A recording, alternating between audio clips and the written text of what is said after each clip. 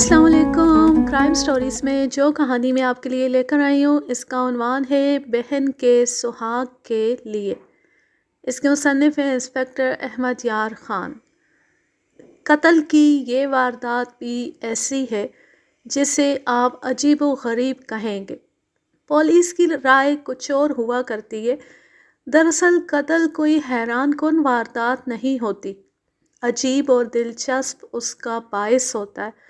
कत्ल तो आप भी कर सकते हैं। रिवॉल्वर आपके हाथ में हो तो ट्रिगर दबाने में पूरा 1 सेकंड भी नहीं लगता। उंगली की इस ज़रा सी हरकत के लिए 1 या ज़्यादा से ज़्यादा 2 मिनट के पागलपन की ज़रूरत होती है। कत्ल की ये वारदात जो मैं आपको सुनाने लगा हूँ मुझ पर थोपी गई थी। इसकी तफ्तीश के साथ मेरा बराह रास्त कोई ताल्लुक़ नहीं था। ये दिल्ली के एक थाने का केस था। थानेदार तफ्तीश कर रहा था। 2 हफ्तों बाद मुझे हुक्म मिला कि मैं दिल्ली के पुलिस हेडक्वार्टर में चला जाऊं। वहां से एक और पुलिस इंस्पेक्टर मेरे साथ हो जाएगा और हम दोनों एक एंग्लो इंडियन लड़की के कत्ल की तफ्तीश करेंगे। मुझे आर्जी तौर पर स्पेशल स्टाफ में लेने की एक वजह ये थी कि मैं बदकिस्मती से अपने काम और फ़राइज़ को दयानतदारी और जान फिशानी से निभाने का आदी था। और मुझ में दूसरी ख़राबी ये थी कि मैं अंग्रेज़ी बोल और समझ सकता था। दयानतदारी का मुझे इनाम ये मिला कि बड़ी लंबी मुद्दत तरक्की से महरूम इंस्पेक्टर रहा और इसी ओहदे से रिटायर हुआ। अलबत्ता ये इनाम मुझे बेअंदाज मिला है कि बड़े बड़े अंग्रेज़ अफसरों ने मुझसे हाथ मिलाया और कहा, वेल डन मलिक। एक बात और है, मैंने आपको अब तक ऐसी कहानियाँ सुनाई हैं जिनके माहौल, फ़ज़ा और किरदारों को आप अच्छी तरह जानते पहचानते, मगर ये वारदात और इसकी तफ्तीश ऐसे माहौल में हुई थी जिससे वही हजरात अच्छी तरह समझ सकेंगे जिन्होंने जंग अज़ीम का ज़माना देखा है। इसकी ज़्यादातर फ़ज़ा फ़ौजी है। मेरे लिए ये अपनी नौइयत का पहला और दिलचस्प तजर्बा था। मैं आपको इन तफसीलात में उलझा कर परेशान नहीं करूँगा कि मैं उस वक्त क्या था और कहाँ था जब मुझे दिल्ली पहुँचने का हुक्म मिला था और मेरा इंतखाब किस तरह किया गया था। असल किस्सा सुनाता हूँ। जंग अज़ीम का ज़माना था। अंग्रेज़ों की हालत बहुत बुरी हो रही थी। यूरोप पर जर्मन फ़ौजों का कब्ज़ा था। इधर जापानी बर्मा पर काबिज़ हो गए थे। नज़र यही आ रहा था कि वो हिंदुस्तान पर हमला करेंगे। कलकत्ते की बंदरगाह पर बमबारी हो चुकी थी। अंग्रेज़ों का हिंदुस्तानी दारुल हुकूमत दिल्ली था। फ़ौजी हेडक्वार्टर यानी GHQ और एयर हेडक्वार्टर भी दिल्ली में थे। हर तरफ फ़ौजियों की चहल पहल थी। फ़ौजी अफसर दनदनाते फिरते थे। उन दिनों नई दिल्ली में एक एंग्लो इंडियन लड़की कत्ल हो गई। मुतलका थाने ने तफ्तीश शुरू की। 2 हफ्ते गुजर गए। कातिल का कोई सुराग ना मिला। हर थाने में कत्ल की ऐसी वारदातों की फाइलें इल्तिवा में पड़ी रहती हैं जिनका खुरा खोज नहीं मिलता। बाज़ केस फाइलों में ही मर जाते हैं। लेकिन इस वारदात की तफ्तीश भी इब्तदाई मराहिल में थी कि अंग्रेज़ों की हुकूमत ने वावेला बपा कर दिया। वायसराय के दफ्तर से पुलिस को हुक्म मिला कि इस कत्ल की तफ्तीश थाने से हटाकर स्पेशल स्टाफ को दी जाए और जिस कदर जल्दी हो सके कातिल का सुराग लगाकर उसे अदालत में पेश किया जाए। मैं दिल्ली अपने हेडक्वार्टर में पहुंचा तो मेरा तारुफ एक अंग्रेज़ पुलिस इंस्पेक्टर मैकडोनल्ड से कराया गया। मुझे उसके साथ काम करना था। मैंने पहला सवाल ये पूछा कि मकतूला की अहमियत क्या थी। ये सियासी कत्ल तो नहीं था। मुझे बताया गया कि मकतूला का बाप इंडियन आर्मी मेडिकल कोर में कर्नल है और वो डॉक्टर भी है। उन दिनों वो कलकत्ता में था। उसकी ये बेटी यानी मकतूला दिल्ली में फ़ौज में लेफ्टिनेंट थी। जंग के दौरान औरतों की एक फ़ौज बनाई गई थी जो वेकाई कहलाती थी। आम ज़ुबान में इसे वेकी या वेकाई कहते थे। पूरा नाम women auxiliary corps of India था। یہ عورتیں، جن میں زیادہ تر جوان لڑکیاں تھیں، فوجی دفتروں میں کام کرتی تھیں۔ ان میں اکثریت عیسائی لڑکیوں کی تھی، ہندو لڑکیاں بھی تھیں، مسلمان لڑکیاں نہ ہونے کے برابر تھیں۔ حقیقت یہ ہے کہ اس زنانہ فوج کا درپردہ مقصد کچھ اور تھا، یعنی فوجی افسروں کا دل بہلانا۔ ان میں جو خوبصورت تھی انہیں جرنیلوں تک رسائی اور بے تکلفی حاصل تھی۔ یہ کلبوں اور آفیسرز میسوں میں جاتی اور ڈانس اور شراب نوشی میں شریک ہوتی تھیں۔ ان میں جو اچھی شکل و صورت کی نہیں تھیں اور جن کا رنگ روپ روکھا پھیکا تھا، وہ دفتروں میں کام کرتی تھیں اور فوجی ڈسپلن صرف انہی کے لیے تھا۔ مقتولہ اسی فوج کی لیفٹیننٹ تھی، جوان اور خوبصورت۔ وہ قتل ہو گئی تو اس کے باپ کو کلکتہ میں اطلاع ملی۔ وہ دلی آیا، تفتیش کا جائزہ لیا تو اس نے دیکھا کہ یہ اس تھانے دار کے بس کی بات نہیں۔ وہ کرنل ڈاکٹر تھا اور اینگلو انڈین بھی تھا، جنہیں ہم آدھے انگریز کہا کرتے تھے۔ اس نے GHQ میں جہاں ہنگامہ کیا، جرنیل بھی اس کے زیر علاج رہ چکے تھے۔ اس نے اپنا اثر و رسوخ استعمال کیا۔ ایڈجوٹنٹ جنرل نے وائسرائے کے دفتر کو لکھا کہ مقتولہ فوج کی لیفٹیننٹ اور ایک کرنل ڈاکٹر کی بیٹی تھی۔ اس کے قتل کا باعث عام قسم کی عشق بازی اور رقابت بھی ہو سکتا ہے، اور یہ بھی ہو سکتا ہے کہ باعث ایسا ہو جو حکومت کے لیے اہم ہو۔ اس لیے اس واردات کی تفتیش تھانے کی بجائے پولیس ہیڈ کوارٹر کو دی جائے۔ چنانچہ بندر کی بلا ہمارے سر ڈال دی گئی۔ بعد میں پتہ چلا کہ انگریزوں کے فوجی ہیڈ کوارٹر اور وائسرائے کے دفتر کو اس واردات کے ساتھ کوئی گہری دلچسپی نہیں تھی۔ یہ مقتولہ کے باپ کا غیر معمولی اثر و رسوخ کا نتیجہ تھا کہ اس واردات کو اہمیت حاصل ہو گئی۔ اخباری لحاظ سے اسے اتنی سی بھی اہمیت نہ ملی کہ کسی اخبار میں اس کی خبر شائع ہو جاتی۔ میں اور انسپکٹر میک ڈونلڈ متعلقہ تھانے میں گئے۔ ابتدائی معلومات وہیں سے مل سکتی تھیں۔ تھانے دار ہندو تھا۔ اسے ہم نے بتایا کہ ہم تفتیش کے لیے آئے ہیں تو وہ اتنا خوش ہوا کہ اس نے ہمارے لیے شراب اور پکوڑے منگوا لیے۔ میں تو شراب پیتا ہی نہیں تھا۔ میک ڈونلڈ نے بھی پینے سے انکار کر دیا کیونکہ وہ ڈیوٹی پر تھا۔ ہندو تھانے دار نے اصرار کیا تو میک ڈونلڈ نے بوتل اپنے ایک کانسٹیبل کو دے کر کہا، میرے گھر دے آنا۔ ہم نے پکوڑے کھائے، چائے پی اور رپورٹ لینے لگے۔ واقعات مختصراً یہ تھے کہ لڑکی ضرورت سے کچھ زیادہ ہی خوبصورت تھی۔ تھانے میں اس کا فوٹو دیکھا۔ میک ڈونلڈ زندہ دل انسان تھا۔ اس نے فوٹو دیکھ کر کہا، میں اس لڑکی کی خاطر وائسرائے کو قتل کر سکتا ہوں، آپ کا کیا خیال ہے؟ میں نے فوٹو کو غور سے دیکھ کر کہا، قاتل کا دماغی توازن ٹھیک نہیں، یا اس لڑکی نے اسے عارضی طور پر پاگل کر دیا تھا۔ میں اس پر حیران ہوں کہ اس کے ساتھ ایک آدمی قتل نہیں ہوا، شاید قاتل کے ہوش ٹھکانے آ گئے ہوں گے۔ اسے میں ایک اچھا اتفاق کہوں گا کہ وہ آدمی بچ گیا ہے۔ ہندو تھانے دار نے کہا، قتل 40 میل فی گھنٹہ رفتار پر دوڑتی جیپ میں ہوا۔ ریوالور اسی رفتار پر دوڑتی کار سے فائر ہوا تھا۔ لڑکی اگلی سیٹ پر بیٹھی تھی اور جیپ ایک ہندوستانی میجر چلا رہا تھا۔ پیچھے سے ایک کار آئی، اس میں سے ریوالور کی 2 گولیاں فائر ہوئیں اور کار آگے نکل گئی۔ ہندو تھانے دار نے اپنی رائے دیتے ہوئے کہا، دوسری گولی شاید میجر پر چلائی گئی تھی، لیکن دونوں گولیاں لڑکی کو لگی۔ اس تھانے دار نے ہمیں اس ہندوستانی میجر کا بیان سنایا۔ اس میں رائل ایئر فورس کے ایک افسر کا بھی ذکر تھا۔ پوسٹ مارٹم رپورٹ بھی دیکھی اور تھانے دار کی کارگزاری بھی دیکھی۔ میں نے محسوس کیا کہ اس واردات کی تفتیش کسی تھانے کا تھانے دار نہیں کر سکتا۔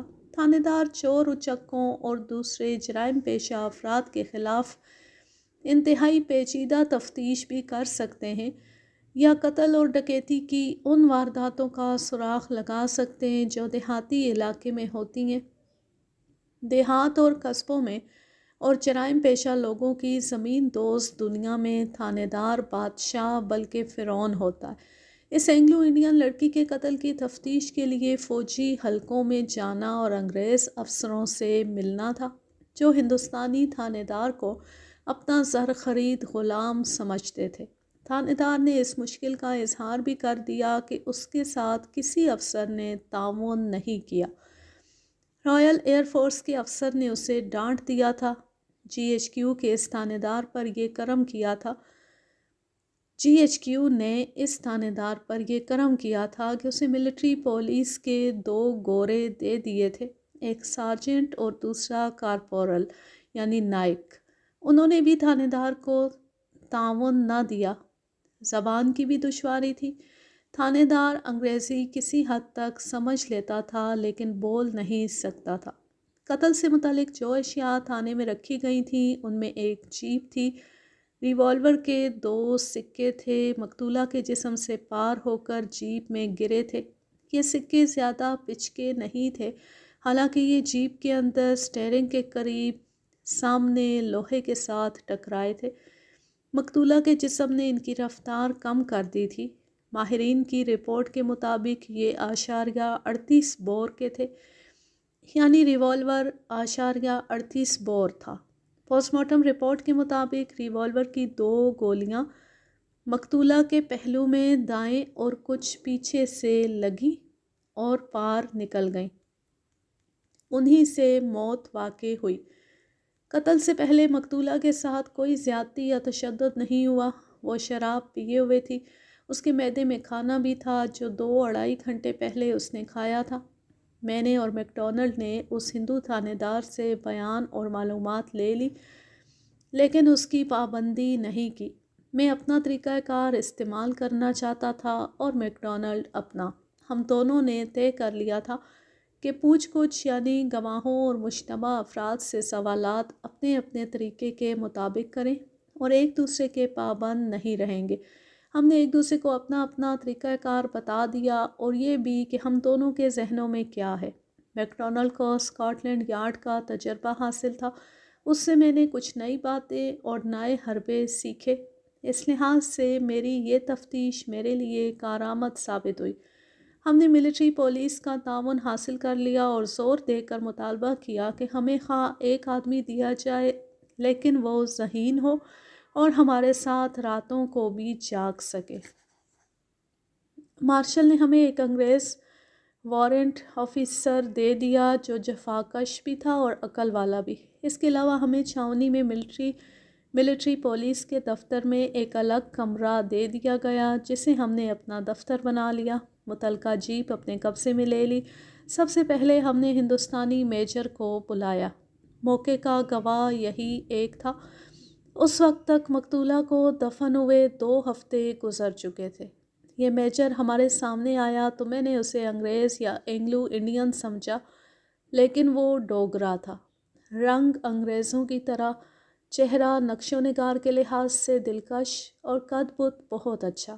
وہ ملٹری انٹیلیجنس کا افسر تھا، باقاعدہ تربیت یافتہ تھا اور ذہین بھی تھا۔ اس وقت تک میرا واسطہ ہندوستان کے دیہاتی گواہوں اور ملزموں سے پڑا تھا۔ انٹیلیجنس کے تربیت یافتہ افسر سے تفتیش کرنے کا یہ پہلا موقع تھا۔ اس کے بعد ایک اور موقع ملا تھا۔ وہ کہانی آپ کو سنا چکا ہوں۔ اس میں مجھے اغوا کر لیا گیا تھا۔ اس ڈوگرے میجر کے سلسلے میں مجھے یہ سہولت حاصل تھی کہ میرے ساتھ ایک انگریز پولیس انسپکٹر تھا۔ اس نے ڈوگرے سے کہا، وہ چونکہ خود انٹیلیجنس کا افسر ہے اس لیے وہ واردات کی تفصیل اسی طرح سنائے جس طرح وہ جاسوسی کے کسی ملزم سے توقع رکھتا ہے۔ اس نے مقتولہ کے متعلق بتایا کہ بہت ہی خوبصورت لڑکی تھی، مکمل طور پر آزاد تھی، اینگلو انڈین تھی، ماں انگریز اور باپ ہندوستانی عیسائی تھا، رنگ روپ اور بول چال سے انگریز لگتی تھی۔ انگریز فوجی افسروں میں وہ بہت مقبول تھی۔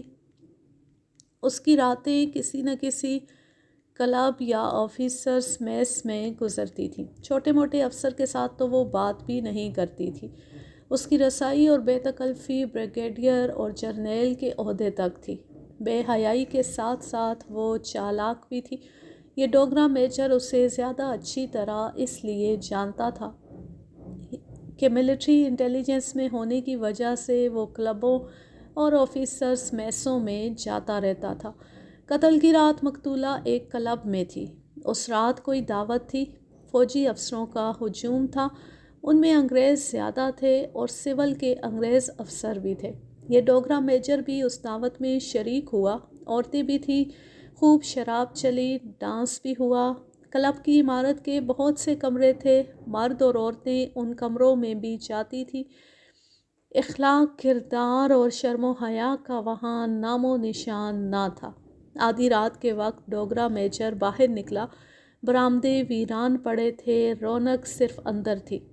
उसने मकतूला को देखा, तेज़ तेज़ कदम उठाती आ रही थी। डोगरा उसे देखकर रुक गया। एक कमरे से रॉयल एयरफोर्स का एक अफसर निकला। उसने एयरफोर्स की वर्दी पहन रखी थी। जंग की वजह से तमाम फौजी हर वक्त वर्दी में रहते थे। डोगरे मेजर ने उस अंग्रेज़ अफसर को वर्दी से पहचाना कि रॉयल एयरफोर्स यानी बरतानिया की फ़ज़ाइया का हवाबाज। वो लड़की के पीछे पीछे आ रहा था। लड़की डोगरे मेजर के पास रुक गई। वो गुस्से में थी। कहने लगी कि ये अफसर उसे बातों बातों में उस कमरे में ले गया था। इससे पहले उसने उसके साथ डांस किया था। कमरे में ले जाकर हवाबाज अफसर ने उसे कहा कि वो उसके साथ शादी करना चाहता है। फिर उसने लड़की को बाजुओं में ले लिया और उसे सोफे पर गिरा लिया। लड़की ने बड़ी मुश्किल से उससे जान छुड़ाई।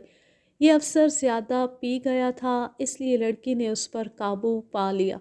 लड़की ने भी शराब पी थी, लेकिन वो अपने आप में थी। मकतूला डोगरे को तेज़ी से ये सब सुना रही थी कि एयरफोर्स का अफसर वहाँ आ गया। लड़की डोगरे के पीछे हो गई। हवाबाज करीब आकर रुक गया। उसने झूमती हुई आवाज़ में डोगरे से कहा, तुम भी इंडियन हो।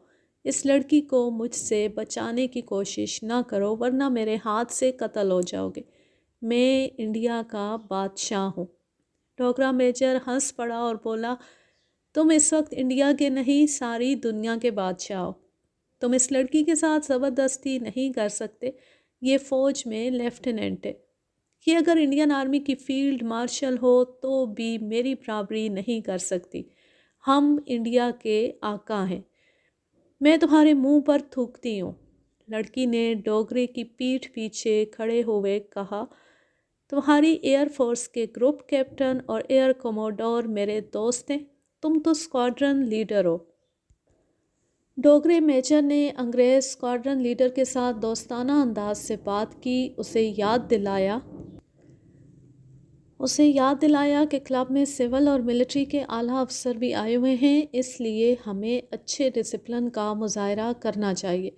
स्क्वाड्रन लीडर ने कहा, क्या तुम लोगों को एहसास नहीं कि मैं इंडिया को जापानियों से बचाने के लिए इंग्लैंड से आया हूँ।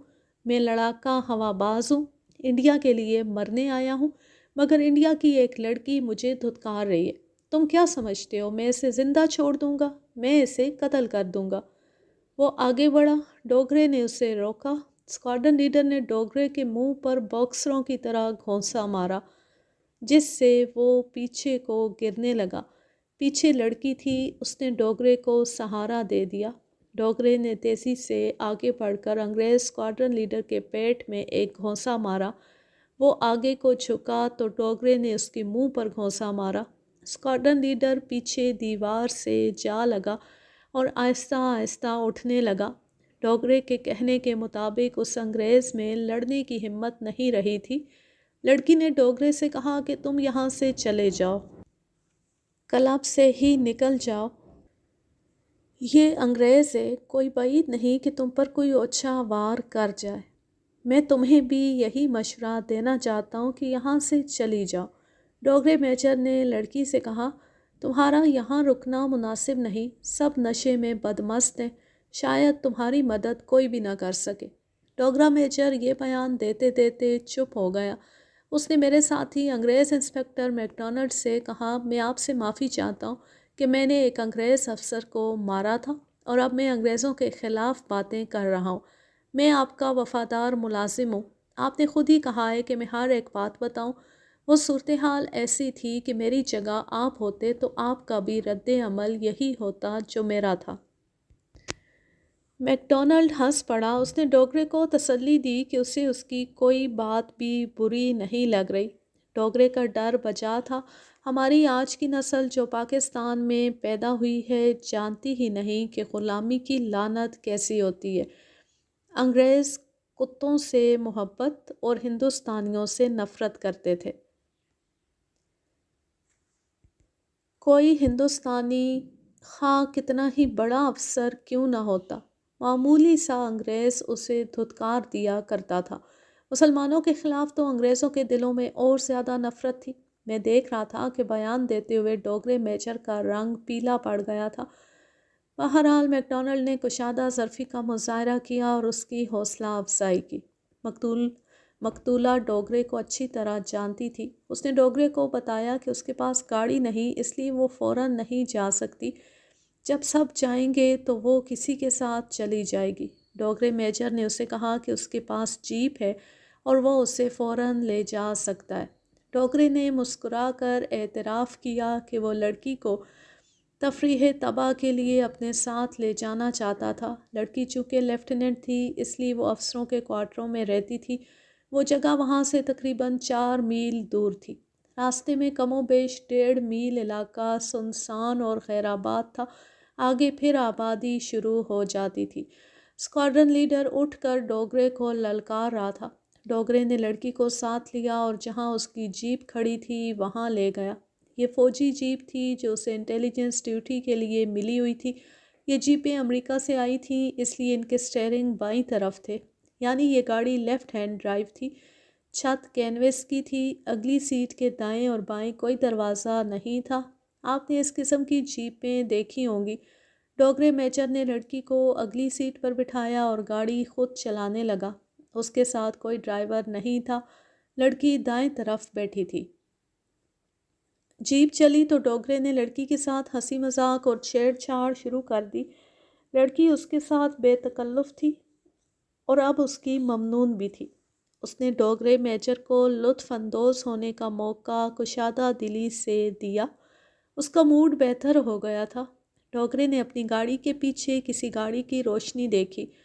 جیپ ویران علاقے میں گئی تو پچھلی گاڑی اس کی جیپ کے قریب آ گئی اور فوراً ہی جیپ کے پہلو میں آ گئی۔ میجر کو اچھی طرح یاد تھا کہ اس گاڑی کی بتیاں بجھ گئیں اور 2 گولیاں چلیں۔ لڑکی کی چیخ سنائی دی، اس کے منہ سے نکلا ہی ہیز شاٹ می، اس نے مجھے گولی مار دی ہے۔ گاڑی کی رفتار تیز ہو گئی اور آگے نکل گئی۔ تب میجر نے دیکھا کہ وہ ایک پرائیویٹ کار تھی، اس کی اگلی پچھلی بتیاں بجھی ہوئی تھیں۔ ڈوگرے نے جیپ کی روشنی میں کار کا نمبر دیکھا، مگر عین اس وقت لڑکی آگے کو گری، اس کا سر سکرین کے ساتھ لگا۔ میجر کی توجہ اس کی طرف ہو گئی۔ اس نے لڑکی کو دائیں بازو سے پکڑ کر پیچھے کیا اور کہا کہ ذرا حوصلے میں رہو، میں کار کا تعاقب کرتا ہوں اور تمہیں ہسپتال پہنچا دیتا ہوں۔ ڈوگرے میجر نے کار کا جو نمبر دیکھا تھا وہ آدھا اس کے ذہن سے نکل گیا کیونکہ اس کی توجہ لڑکی کی طرف ہو گئی۔ اسے نمبر کے پہلے حروف اور پہلے 2 ہندسے یاد نہ رہے۔ اسے اتنا ہی یاد رہا کہ نمبر کے 4 ہندسے تھے اور آخری 2 ہندسے جو اسے یاد رہ گئے تھے وہ تھے 66۔ پہلے 2 ہندسوں کے متعلق اس نے بتایا کہ 23 تھے یا 32 یا 83۔ ڈوگرا چونکہ فوجی تھا اس لیے وہ گھبرایا نہیں۔ کار دور نکل گئی تھی۔ اس نے جیپ کے ایکسیلیٹر پر پاؤں جو دبایا تو رفتار 70 اور پھر 80 تک پہنچا دی۔ کار کی رفتار بھی کم نہیں تھی۔ میجر کی کوشش یہ تھی کہ کار کو پکڑ نہ سکے تو کم از کم اس کا نمبر نوٹ کر لے۔ اس نے رفتار زیادہ کی اور کار سے 20 گز کے فاصلے پر پہنچ گیا، مگر اتنے فاصلے سے بھی نمبر صاف نظر نہیں آ رہا تھا۔ میجر کے پاس ریوالور تھا جو وہ کپڑوں کے اندر چھپائے رکھتا تھا کیونکہ وہ انٹیلیجنس ڈیوٹی پر رہتا تھا۔ اس نے ریوالور نکالا مگر اسے ایک بہت بڑی مشکل کا سامنا ہوا۔ جیپ لیفٹ ہینڈ ڈرائیو تھی، وہ بائیں طرف سے بازو باہر کر کے فائر کر سکتا تھا۔ اس نے ریوالور بائیں ہاتھ میں لیا اور ذرا سا باہر ہو کر کار کے بائیں ٹائر پر 3 گولیاں فائر کیں۔ میجر معلوم نہ کر سکا کہ گولیاں کہاں گئیں۔ اسے زیادہ تر یقین یہ تھا کہ تینوں گولیاں خطا گئی ہیں۔ ایک تو ہاتھ بایاں تھا، دوسرے نشانہ نہیں لیا جا سکتا تھا۔ آگے موڑ آ گیا، کار مڑی اور جب جیپ مڑی تو لڑکی دائیں کو ایسی لڑکی کہ اس کا اوپر کا دھڑ جیپ سے باہر چلا گیا۔ اگر میجر دیکھ نہ لیتا تو لڑکی باہر جا پڑتی۔ اس نے رفتار کم کی اور لڑکی کو اپنی طرف گھسیٹا۔ اس کا سر پیچھے کو گرا، لڑکی ہوش میں نہیں تھی۔ اس وقت ڈوگرے میجر کو خیال آیا کہ لڑکی کو گولیاں معلوم نہیں کہاں لگی ہیں، اگر ہسپتال پر وقت نہ پہنچایا تو یہ مر جائے گی۔ چنانچہ اس نے جیپ موڑی اور ہسپتال کا رخ کیا۔ فوجی ہسپتال میں گئے مگر ڈاکٹر نے دیکھا تو لڑکی مر چکی تھی۔ ملٹری پولیس آئی۔ غالباً تفتیش سے بچنے کے لیے ملٹری پولیس نے کیس سول پولیس کو دے دیا اور 14 دن گزر گئے۔ تھانے دار کو ڈوگرے میجر نے یہی بیان دیا تھا۔ رائل ایئر فورس کے اسکواڈرن لیڈر سے تحقیقات ضروری تھی لیکن تھانے دار اس تک کئی دن رسائی حاصل نہ کر سکا۔ صرف ایک بار ملا اور اس نے تھانے دار کو ڈانٹ کر چلتا گیا۔ ملٹری پولیس نے کوئی مدد نہ کی۔ میں نے اور میک ڈونلڈ نے ڈوگرے سے بے شمار سوال پوچھے۔ پہلا شک اسی انگریز اسکواڈرن لیڈر پر تھا۔ ہم نے ڈوگرے سے پوچھا کہ اسکواڈرن لیڈر کے پاس ریوالور تھا۔ ڈوگرے میجر نے ریوالور نہیں دیکھا تھا۔ آپ جب لڑکی کو ساتھ لیے اسکواڈرن لیڈر کے سامنے اپنی جیپ کی طرف چلے تھے تو اس نے کیا کہا تھا؟ اس کے الفاظ کچھ اس قسم کے تھے کہ میں تم دونوں کو زندہ نہیں چھوڑوں گا۔ آپ نے جب جیپ سٹارٹ کی اور وہاں سے چلائی تو وہاں سے کوئی اور گاڑی نکلتے دیکھی تھی؟ میں نے دھیان نہیں دیا۔ آپ جب اپنی جیپ کی طرف جا رہے تھے تو اسکواڈرن لیڈر آپ کے پیچھے آیا ہوگا۔ میں نے گھوم کر دیکھا تھا، وہ برآمدے میں کھڑا گالیاں دے رہا تھا۔ وہاں اور کوئی نہیں تھا؟ بیرے اور ملازم تھے، میں نے کسی اور کو نہیں دیکھا۔ آپ اس لڑکی سے اچھی طرح واقف تھے۔ اس کا کوئی ایسا امیدوار تھا جس نے اس کے ساتھ شادی کی خواہش کا اظہار کیا اور اس لڑکی نے انکار کر دیا۔ میں کسی ایسے آدمی کو نہیں جانتا۔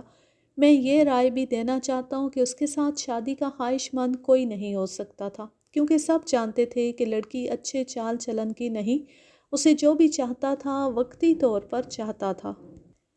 آپ انٹیلیجنس کے افسر ہیں؟ میک ڈونلڈ نے پوچھا۔ آپ نے اپنے طور پر ضرور غور کیا ہوگا کہ قاتل کون ہو سکتا ہے۔ مجھے اسی اسکواڈرن لیڈر پر شک ہے۔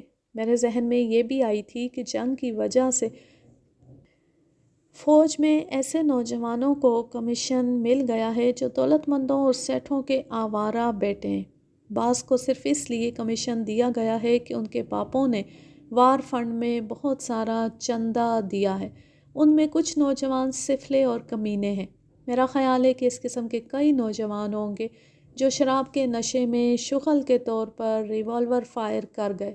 ذرا ذہن پر زور دے کر بتائیں، کوئی شادی شدہ ہندوستانی یا انگریز افسر ہوگا جس کے تعلقات مقتولہ کے ساتھ ہوں گے اور اس کی بیوی نے اس لڑکی کو قتل کروا دیا ہوگا۔ ایسا ہو سکتا ہے لیکن میں کسی ایسے آدمی کو نہیں جانتا۔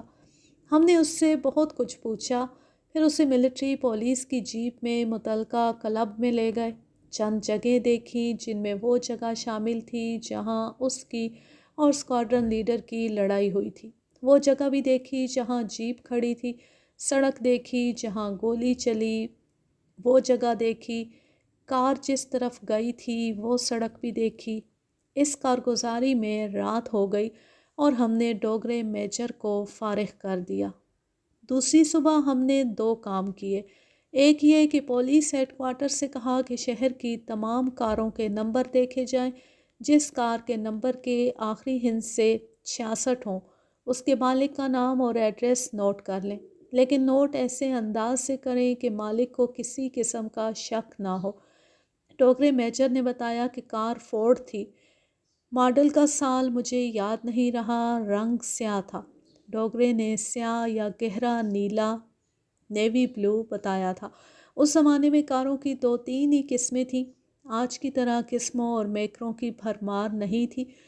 ہم نے دوسرا کام یہ کیا کہ ایئر ہیڈ کوارٹر سے اس اسکواڈرن لیڈر کا پتہ لیا۔ اس کا نام پتہ تو تھانے دار سے معلوم ہو ہی گیا تھا، پھر بھی ہم نے از سر نو معلوم کرنا ضروری سمجھا۔ ہمیں بتایا گیا کہ وہ پالم ایئرپورٹ کے اس حصے میں ملے گا جہاں انڈین ایئر فورس اور رائل ایئر فورس کے ہوائی جہاز رکھے جاتے ہیں۔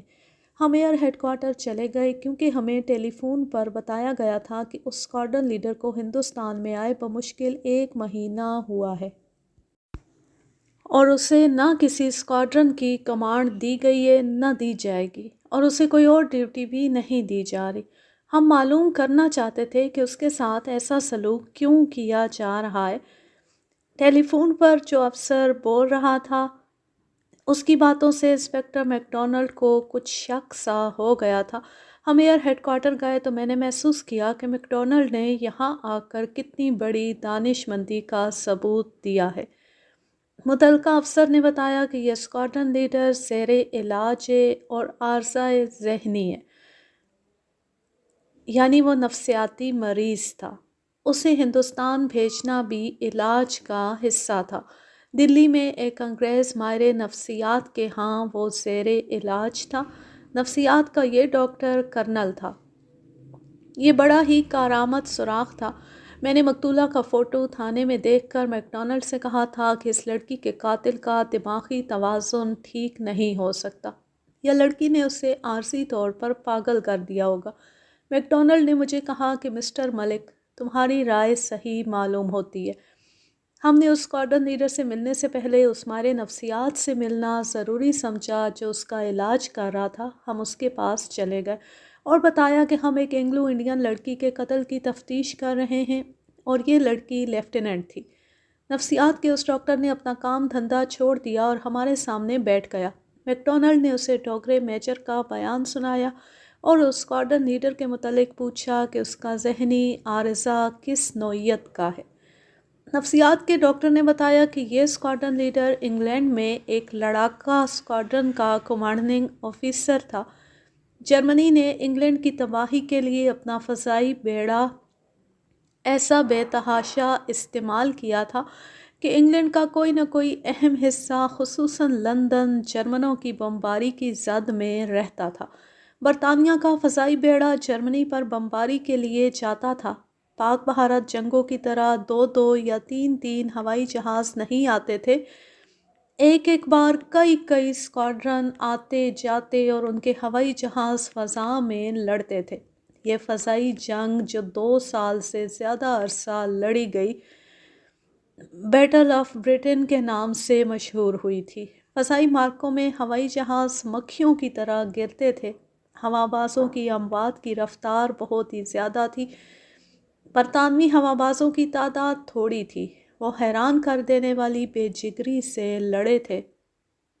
ڈاکٹر نے بتایا کہ اس اسکواڈرن لیڈر نے اتنے فضائی معرکے لڑے ہیں کہ ریکارڈ دیکھے بغیر یہ نہیں بتا سکتا کہ اس نے کتنے جرمن ہوائی جہاز گرائے ہیں اور اس کے کتنے ساتھی ہوا باز مارے گئے ہیں۔ آخری معرکے میں اس کے ہوائی جہاز کے انجن میں گولیاں لگیں اور جہاز کو آگ لگ گئی۔ یہ ہوائی جہاز سے جلدی نکل نہ سکا، بلندی بہت کم تھی۔ اس کی خوش قسمتی کے نیچے سمندر تھا۔ ہوائی جہاز سمندر میں گرا، لیکن ایسا گرا کہ فوراً ڈوبا نہیں۔ اسکواڈرن لیڈر کو نکلنے کا موقع مل گیا۔ غالباً ہوائی جہاز جب سمندر سے ٹکرایا تو دھچکا اتنا شدید اور غیر متوقع تھا کہ اس اسکواڈرن لیڈر کے دماغ پر اثر ہوا۔ وہ تیرنے لگا۔ ہوائی جہاز کا پیٹرول سمندر پر بکھرا تو اسکواڈرن لیڈر کے گرد شعلے اٹھے جیسے سمندر کو آگ لگ گئی ہو۔ اس نے ہمت کی اور شعلوں سے دور چلا گیا۔ یہاں سے اس کے اعصاب پر موت کی دہشت طاری ہونے لگی۔ اس کے اوپر ہوائی جہاز لڑ رہے تھے۔ وہ غوطے میں آ کر مشین گنیں فائر کرتے تھے تو گولیاں اسکواڈرن لیڈر کے ارد گرد گرتی تھیں۔ کوئی بھی گولی اسے سمندر میں ختم کر سکتی تھی۔ بہت دیر معرکہ جاری رہا۔ یہ ختم ہوا تو یہ خطرہ پیدا ہو گیا کہ جرمنی کا کوئی بحری جہاز یا جنگی کشتی آ گئی تو وہ پکڑا جائے گا۔ انگلینڈ کا ساحل دور تھا۔ اسکواڈرن لیڈر نے وہ جیکٹ پہن رکھی تھی جس کے ساتھ لائف جیکٹ پہن رکھی تھی۔ اس سے انسان ڈوبتا نہیں، پھر بھی انسان اپنے آپ کو سمندر کے رحم و کرم پر نہیں چھوڑ سکتا، ہاتھ پاؤں مارنے پڑتے ہیں۔ وہ ہاتھ پاؤں مارتے مارتے شل ہو گیا، سورج غروب ہو گیا۔ یہ ہوا باز ساری رات سمندر میں رہا۔ صبح ہوئی تو برطانیہ کی ایک جنگی کشتی نے گشت کے دوران اسے اٹھا لیا، مگر وہ صرف زندہ تھا، ہوش ٹھکانے نہیں تھے۔ اسے بچا لیا گیا، انگلینڈ کے کسی ہسپتال میں بھیج دیا گیا۔ وہ لندن کے مضافات کا رہنے والا تھا۔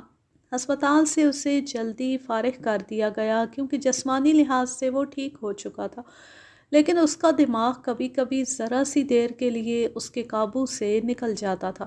ڈاکٹروں نے اسے یہ کہہ کر تسلی دی تھی کہ یہ دھچکے کا اثر ہے جو جلدی ختم ہو جائے گا۔ اسے 2 دنوں کی چھٹی دی گئی۔ وہ اپنے گھر گیا تو وہاں کھنڈر دیکھے۔ اس کا گھر بمباری سے تباہ ہو چکا تھا، اس کی بیوی ماری گئی تھی اور اس کا ایک ہی بچہ تھا جس کی عمر 2-3 سال تھی، وہ بھی مارا گیا تھا۔ اس کے پڑوس کے کئی مکان تباہ ہو گئے تھے۔ اسکواڈرن لیڈر کو یہ صدمہ لے بیٹھا۔ یہ 2 دن کی چھٹی گزار کر اپنے اسکواڈرن میں گیا۔ جنگ زوروں پر تھی، اسے فوراً اپنی ڈیوٹی سنبھالنی پڑی۔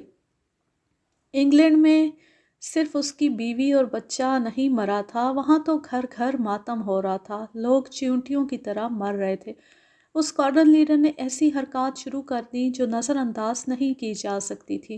اس کے بالائی کمانڈر نے اس سے باز پرس کی تو اس نے بتایا کہ تھوڑی سی دیر کے لیے اس کا دماغ معاف ہو جاتا ہے، اس دوران اسے کچھ پتہ نہیں چلتا کہ وہ کیا کر رہا ہے۔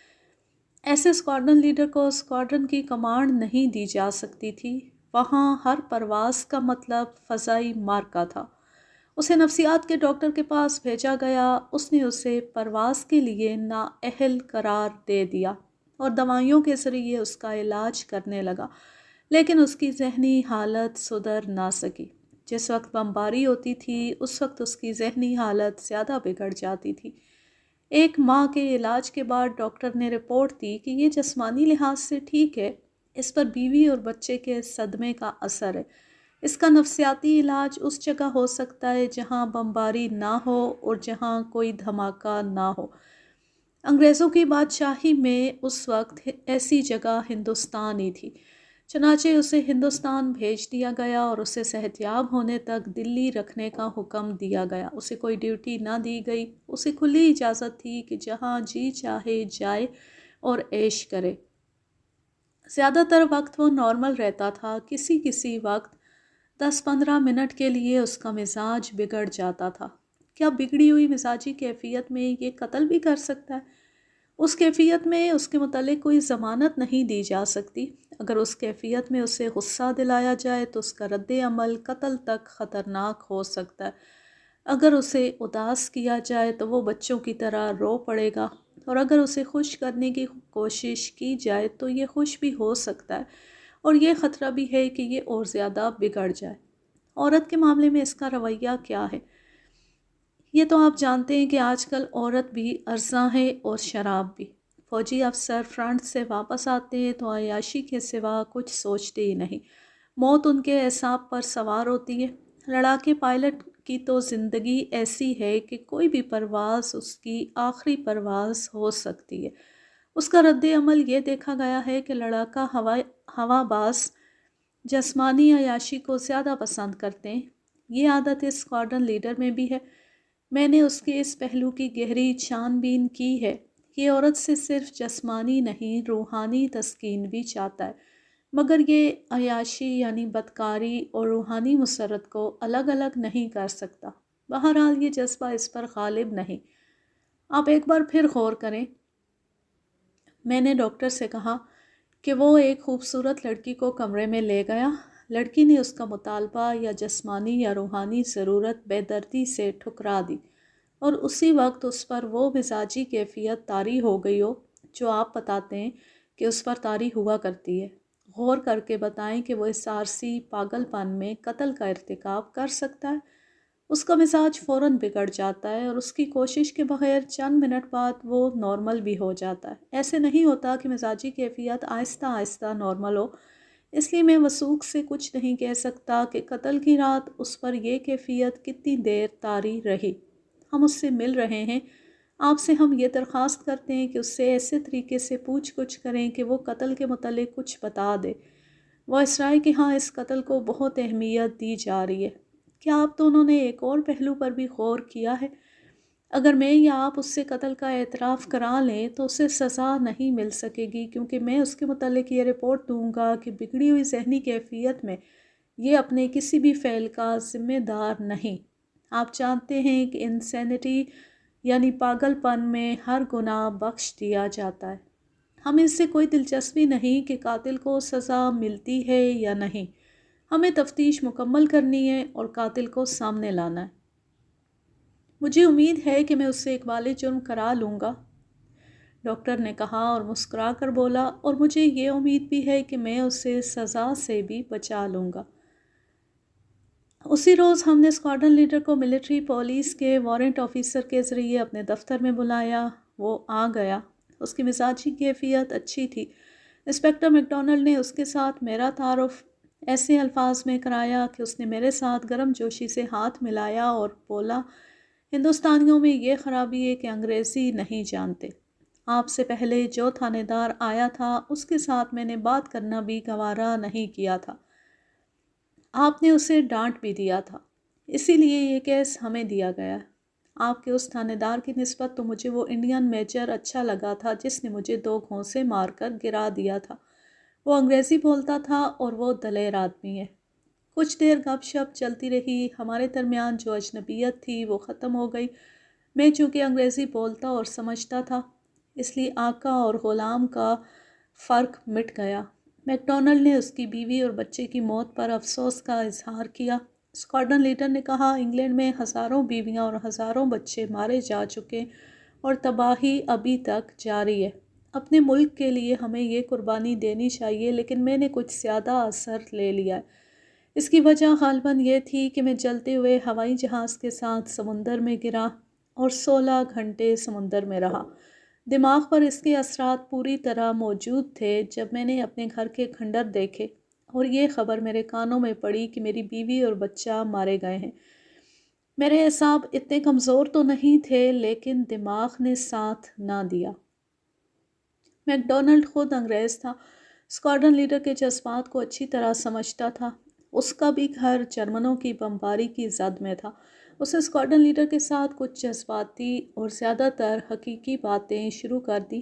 باتوں باتوں میں اس نے اسکواڈرن لیڈر سے پوچھا کہ اس کا ذہن کس طرح بے قابو ہو جاتا ہے۔ اگر آپ اسی طرح میرے ساتھ باتیں کرتے رہیں اور میری سنتے رہیں تو میرا ذہن کبھی بھی بے قابو نہ ہو۔ مجھے جب باتیں کرنے اور سننے والا کوئی نہیں ملتا تو مجھے اپنے جسم کے اندر چیونٹیاں چلنے کا احساس ہوتا ہے، ڈپریشن ہوتا ہے۔ پھر مجھے کچھ خیال نہیں رہتا کہ اس دوران میں نے کیا کہا اور کیا کیا۔ اس کا مطلب یہ ہوا کہ آپ کو یہ بھی یاد نہیں رہا کہ اس لڑکی کے قتل سے پہلے آپ نے کیا کہا اور کیا کیا تھا۔ مجھے اچھی طرح یاد ہے، میں اس وقت وسکی پیے ہوئے تھا۔ نشے کی حالت میں میرے ذہن پر وہ کیفیت طاری نہیں ہوتی جس کا علاج ہو رہا ہے۔ وہ ہنس پڑا اور کہنے لگا، میں نشے میں تھا لیکن پوری طرح ہوش میں تھا۔ اس کا ثبوت یہ ہے کہ میں نے اتنی ساری لڑکیوں میں سے بہترین لڑکی کا انتخاب کیا تھا۔ اگر آپ نے مقتولہ کو دیکھا تھا تو آپ میرے انتخاب کی داد دیں گے۔ میں نے اس کے ساتھ 2 دفعہ ڈانس کیا۔ دوسری بار اس نے بڑی اشتعال انگیز مسکراہٹ سے مجھے کہا کہ میں کسی اور لڑکی کے ساتھ ڈانس کیوں نہیں کرتا۔ میں نے اسے جواب دیا کہ میں فائٹر پائلٹ ہوں، میں ہر فضائی مارکے میں دشمن کے ایک ہوائی جہاز کا انتخاب کر لیتا ہوں اور اسے گرا کر دم لیتا ہوں اور اسے پورا موقع دیتا ہوں کہ وہ مجھے گرا لے۔ مجھے سب کچھ یاد ہے، آپ پوچھیں کیا پوچھتے ہیں، لیکن پہلے ہندوستانی تھانے دار کی طرح مجھے یہ نہ کہہ دینا کہ تم نے ایک لڑکی کو ریوالور کی گولیوں سے قتل کر دیا۔ ہم بات تو یہی کہیں گے، لیکن ایسے طریقے سے کہیں گے کہ آپ کو غصہ نہیں آئے گا۔ میں نے اسے خوش کرنے کے لیے کہا، میں تسلیم نہیں کر سکتا کہ آپ نے اس لڑکی کو قتل کیا ہے۔ مجھے غصہ نہیں آئے گا، آپ لوگ اپنا فرض ادا کر رہے ہیں، میں تعاون کروں گا۔ میک ڈونلڈ کے کہنے پر اس نے اپنے متعلق وہی کہانی سنائی جو نفسیات کا ڈاکٹر ہمیں سنا چکا تھا۔ اس نے 3-4 فضائی مارکے سنائے اور اپنے اسکواڈرن کے ہوا بازوں کی بہادری کے واقعات بھی سنائے۔ یہ کارنامے اس قابل ہیں کہ آپ کو بھی سنائے جائیں، لیکن اصل کہانی رہ جائے گی۔ میں ان برطانوی ہوابازوں کی تعریف کرتا ہوں جنہوں نے جان پر کھیل کر اپنے ملک کو جرمنی جیسی فضائی طاقت سے بچایا تھا۔ میک ڈونلڈ پر جذباتیت کا ایسا غلبہ طاری ہوا کہ اس کے آنسو نکل آئے۔ اسکواڈرن لیڈر ایسے انداز سے سنا رہا تھا جیسے اس کے سامنے مار کے لڑے جا رہے ہوں اور وہ آنکھوں دیکھا حال سنا رہا ہو۔ میں اسے غور سے دیکھ رہا تھا اور سوچ رہا تھا کہ کیا یہ آدمی ایک اتنی خوبصورت لڑکی کا قاتل ہو سکتا ہے؟ میری سوچیں تقسیم ہو رہی تھیں، کچھ اس کے حق میں، کچھ اس کے خلاف۔ اس کے خلاف یہ دلائل ذہن میں آتے تھے کہ یہ شخص موت کے ساتھ کھیلنے کا عادی ہے۔ اس نے ہوائی جہاز گرتے اور چلتے دیکھیں، خود گرائے اور چلائے ہیں، اپنے ملک کی تباہی اور لاشیں دیکھی ہیں۔ اس کے لیے یہ نہایت معمولی سا فعل ہے کہ کسی کو گولی مار دی جائے۔ دوسری دلیل اس کی ذہنی کیفیت کا اتار چڑھاؤ تھا۔ تیسری دلیل یہ کہ وہ ہندوستانیوں کو اپنا غلام سمجھتا تھا۔ چوتھی دلیل یہ کہ جب لڑکی نے اسے دھتکارا تو اس وقت وہ نشے میں تھا اور اس پر حیوانیت کا بھوت سوار تھا، اور اس مشتعل کیفیت میں ایک ہندوستانی میجر نے اسے 2 گھونسے مار کر گرا دیا تھا۔ میں ہندوستانیوں کی نفسیات کو اچھی طرح سمجھتا تھا۔ اپنے ملک کے قاتلوں کو میں چہروں سے پہچان لیا کرتا تھا۔ تفتیش کے دوران ان کے چہروں پر جو رنگ آتے جاتے تھے ان سے میرا کام آسان ہو جایا کرتا تھا، مگر اس انگریز کے لب و لہجے میں کوئی تبدیلی نہیں آئی تھی اور اس کے چہرے کے تاثر میں ہلکی سی تبدیلی بھی نہیں آئی تھی۔ اس کا رنگ بدلتا ہی نہیں تھا۔ اس نے جب سنایا کہ لڑکی کو وہ کس طرح اور کس مقصد کے لیے الگ کمرے میں لے گیا تھا تو اس نے کچھ بھی نہیں چھپایا۔ اس نے یہ بھی بتایا کہ اس نے لڑکی سے کہا تھا کہ وہ اس کے ساتھ شادی کر کے اسے انگلینڈ لے جائے گا۔ لڑکی ہنس پڑی تھی۔ اسکواڈرن لیڈر نے جب دست درازی کی تو وہ اسے دھکا دے کر باہر نکل آئی تھی۔ اس کے بعد جو کچھ ہوا وہ اس نے اسی طرح سنایا جس طرح ڈوگرا میجر سنا چکا تھا۔ اس نے ہمیں یقین دلا دیا کہ اس کا ذہن نارمل تھا۔ کیا آپ مقتولہ کے ساتھ شادی کے خواہش مند تھے؟ نہیں، شادی کی پیشکش مذاق تھا۔ اس وقت آپ کا خون کھول اٹھا ہوگا جس وقت لڑکی نے آپ کو دھکا دیا تھا۔ مجھے غصہ ضرور آیا تھا لیکن میں بے قابو نہیں ہوا۔ جس مرد کو ایک لڑکی اس طرح دھتکار دے وہ اس کے سامنے کسی دوسرے کے ساتھ چلی جائے تو اس مرد کا پاگل ہو جانا بعید از قیاس نہیں ہوتا۔ وہ میری محبوبہ یا میری منگیتر نہیں تھی اور وہاں لڑکیوں کی کمی بھی نہیں تھی۔ حال میں جاتی مجھے ایک اور مل گئی تھی۔ اس انڈین میجر کو آپ نے بخش دیا تھا جس نے آپ کو لڑکی کے سامنے 2 گھونسے مارے تھے؟ ہاں، اگر میرے ذہن میں قتل جیسی بھیانک واردات آتی تو اس کا شکار یہ انڈین میجر ہوتا اور میں اسے جیپ تک نہ پہنچنے دیتا۔ میں آمنے سامنے لڑنے والا آدمی ہوں، یہ میرا ذاتی کردار ہے اور یہی میرا پیشہ بھی ہے۔ آپ کے کتنے دوست ہیں؟ میں نے اس خیال سے پوچھا کہ اس کی کسی دوست کے پاس کار ہوگی۔ میرا کوئی دوست نہیں۔ اس کلب میں 2 بار آیا ہوں۔ ہندوستان میں آئے ابھی 1 مہینہ بھی پورا نہیں ہوا۔ آپ کے پاس ریوالور ہے؟ میرے پاس سروس کا کوئی ریوالور نہیں ہے، وہ تو جب ہم پرواز کے لیے جاتے تھے تو ملا کرتا تھا۔ میرا ذاتی ریوالور ہے، آرمری میں رکھا ہوگا۔ میک ڈونلڈ نے پوچھا۔ نہیں، اپنے کمرے میں رکھا ہے۔ کون سا ہے ؟38۔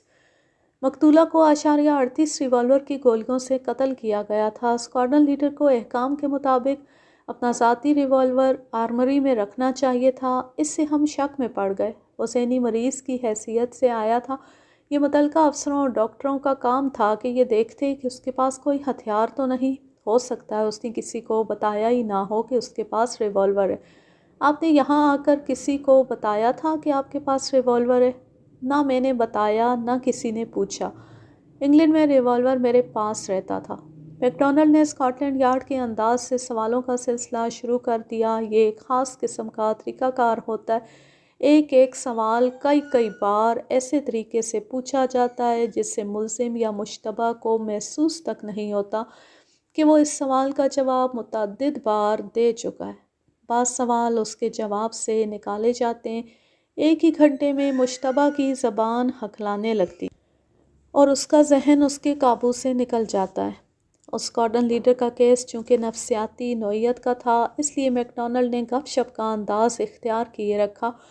فحش مذاق بھی کیے اور دوستانہ سی فضا پیدا کر کے اس کے ارد گرد سوال در سوال کا جالا تنتا رہا۔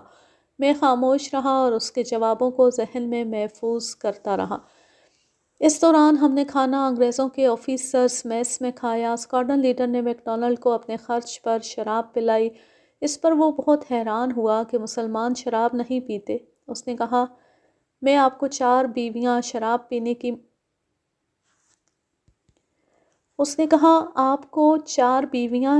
پینے کی مہلت ہی نہیں دیتی ہوں گی۔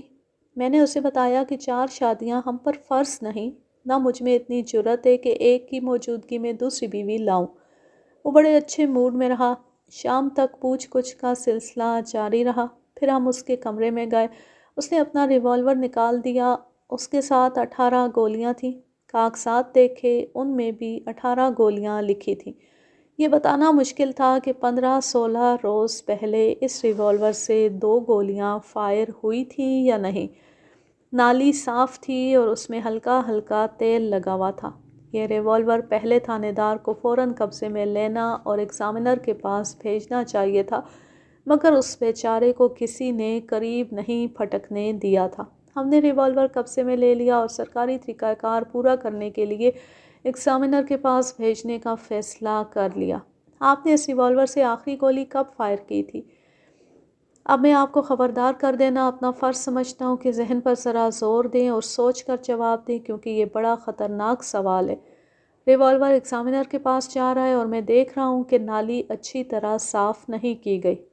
مسٹر میک ڈونلڈ، اس نے میک ڈونلڈ کے کندھے پر ہاتھ رکھ کر کہا، میں نے اس ریوالور سے کسی کو قتل نہیں کیا۔ اس ریوالور سے میں نے 2.5 سال پہلے ایک خرگوش پر گولی چلائی تھی۔ جنگ کے دوران میرے ہوائی جہاز میں 4 مشین گنیں تھیں۔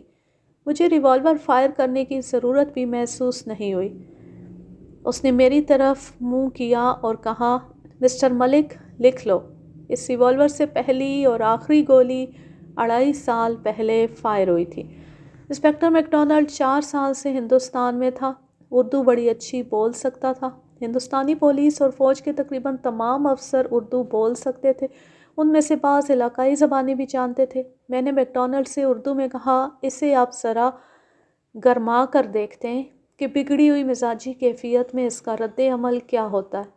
یہ کام آپ کر سکتے ہیں۔ میک ڈونلڈ اردو میں بولا، مجھے یہ اپنا برطانوی بھائی سمجھتا ہے، میرا غصہ بھی برداشت کر لے گا۔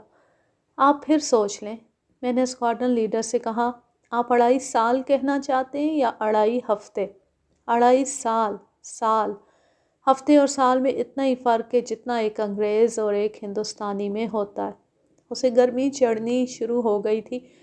میں نے اسے اور زیادہ بھڑکانے کے لیے کہا، مگر اس وقت انگریز ایک ہندوستانی کے سامنے مشتبہ کی حیثیت سے بیٹھا ہے جو ملزم بھی ہو سکتا ہے۔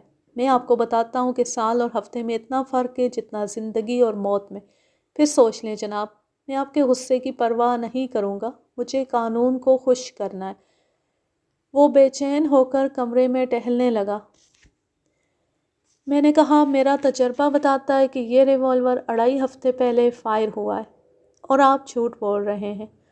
وہ کچھ کہنے لگا تو میں نے اسے بولنے نہ دیا اور کہا، انسپکٹر میک ڈونلڈ نے آپ پر کرم کیا ہے کہ آپ کو خبردار کر کے کہا ہے کہ سوچ کر جواب دیں۔ اس کے چہرے پر میں نے پہلی بار تبدیلی دیکھی۔